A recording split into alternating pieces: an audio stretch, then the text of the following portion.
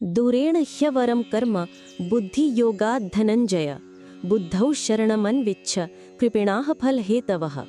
हे धनंजय, इस बुद्धि योग समत्व बुद्धि की अपेक्षा सकाम कर्म फल की इच्छा से किया गया कर्म अत्यंत ही निम्न श्रेणी का है।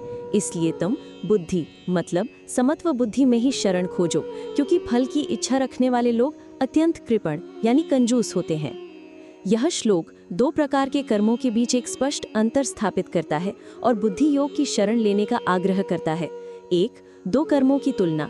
दूरेण ह्यवरम कर्म, कृष्ण कहते हैं कि फल की इच्छा से किया गया कर्म सकाम कर्म बुद्धि योग की तुलना में अवरम यानी अत्यंत निम्न या घटिया है। ऐसा क्यों?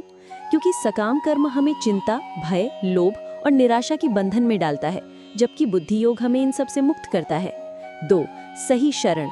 बुद्धौ शरणमन्विच्छ, इसलिए कृष्ण अर्जुन को सलाह देते हैं कि वह बुद्धि यानी समत्व बुद्धि में ही अपनी शरण खोजे। इसका मतलब है कि जब भी द्विधा हो तो अपनी बुद्धि को परिणामों के लालच से हटाकर संभाव और कर्तव्य निष्ठा में स्थिर करो, यही सच्ची सुरक्षा है। तीन, कृपण कौन है? कृपणाः फल हेतवः, यह इस श्लोक का सबसे शक्तिशाली बयान है। कृष्ण कहते हैं कि जो लोग फल के लिए कर्म करते हैं फल हेतवः, वे कृपण हैं। कृपण का शाब्दिक अर्थ है कंजूस। एक कंजूस व्यक्ति अपने धन का आनंद नहीं उठा पाता, वह बस उसकी चिंता में रहता है। उसी तरह जो व्यक्ति कर्म के फल के लिए काम करता है वह कर्म के आनंद को खो देता है और केवल फल की चिंता में डूबा रहता है।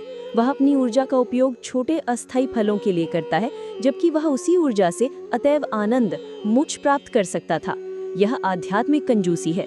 यह श्लोक हमें कर्म के प्रति अपने दृष्टिकोण को बदलने के लिए प्रेरित करता है। फल की चिंता करने वाले कृपण बनने के बजाय समत्व बुद्धि में स्थित होकर आध्यात्मिक रूप से उदार बने।